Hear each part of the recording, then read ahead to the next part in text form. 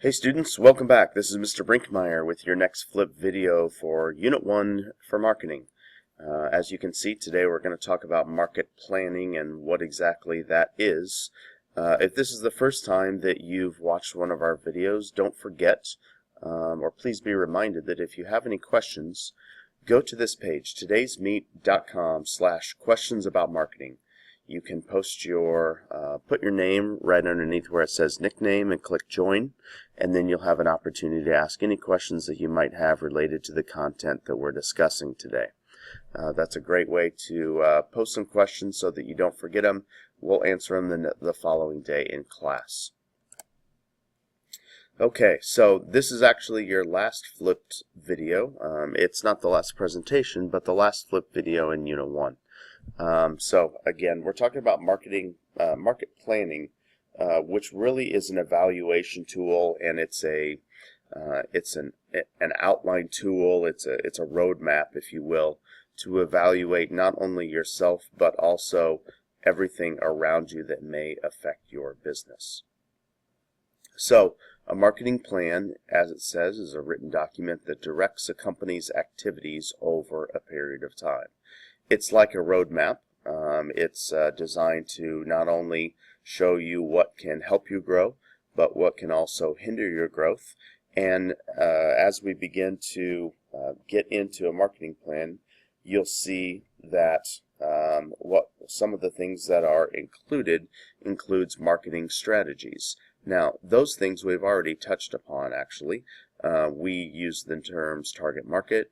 We use the terms marketing mix and the 4 Ps. So eventually we'll come back to that. But let's start first with the executive summary. An executive summary is simply that. It's a summary of the entire plan. And typically an executive summary is very detailed.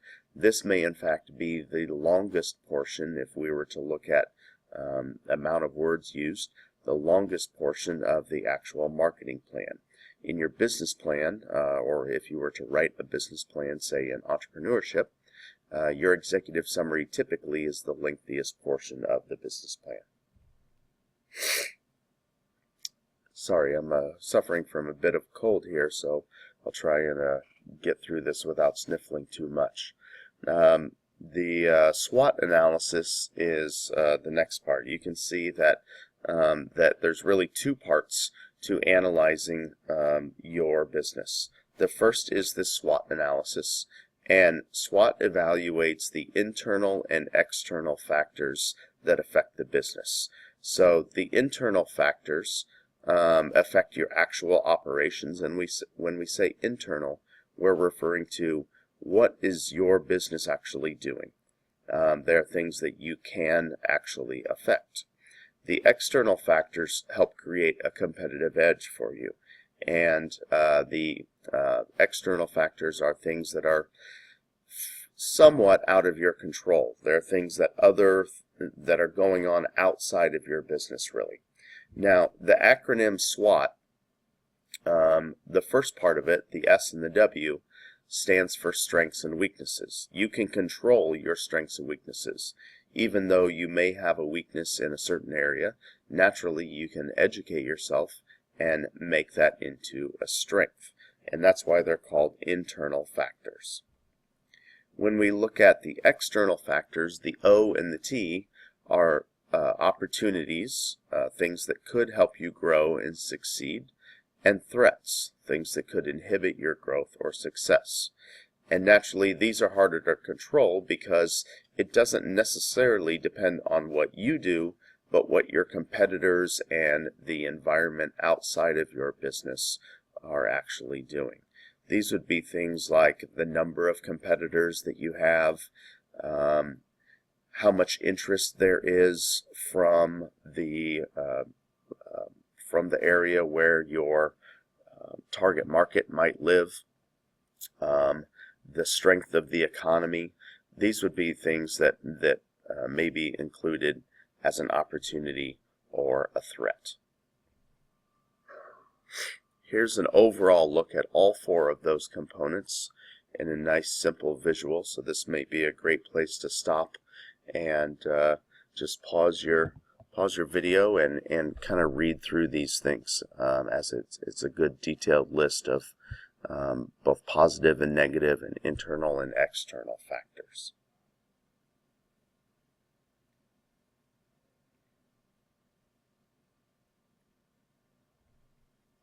Okay, the second part of the analysis is another acronym.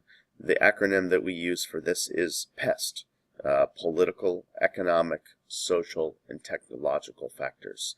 And again, this may be a good opportunity for you to just pause and read through this particular chart.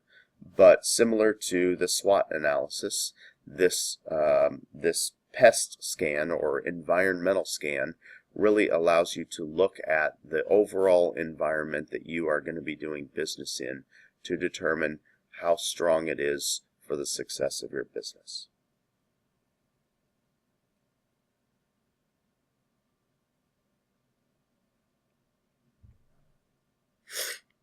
Okay, so getting back to the elements of the marketing plan, the four remaining components there that you can see. First of all would be your objectives. Your objectives obviously are goals, but this also contains a company's mission statement. If you're not familiar with what a mission statement is, I would strongly encourage you to look it up online and try and get an idea of what a mission statement looks like, or even just look up your favorite company's website and see if you can find their mission statement. This also would include marketing objectives and financial objectives or goals that you want to accomplish. Your marketing strategies includes the marketing mix, or the 4 Ps. And again, the 4 Ps are product, place, price, and promotion. This also includes your target market and defining who your target market is. And then it also has something to do with a term that you'll later learn called positioning. And positioning really is trying to create a mindset in your target market's head on what your business is, what it's good at, how does it stack up to the competition. The second to last part there is implementation. When we talk about implementation, we're talking about actually putting the plan into action and managing it. And part of this includes activities, job assignments, sales forecasts, budgets, details of different activities, and who's going to be responsible for those activities as well. And then the last section of a typical marketing plan as described from our textbook in our curriculum is evaluation and control. And when we look at evaluation and control, largely we're just talking about how are we going to know if we've reached whatever our goals that we outlined earlier are going to be. How do we know if we've attained our marketing objectives? How do we know if we've attained our financial objectives? And how do we know if we've really reached our target market using the strategies that we previously outlined? Setting those standards and measurement tools will enable us to really determine the success of our business. And that's really it. That's a quick look at the elements of a marketing plan. We're not going to go into a ton of depth with this after today, but you will have a little bit of practice using or preparing a SWOT analysis. So be prepared for that. We'll talk about that more in class. That's really one of the main elements that I want for you to get from this presentation. Okay, so we'll see you tomorrow in class. Thanks for watching. Have a great day.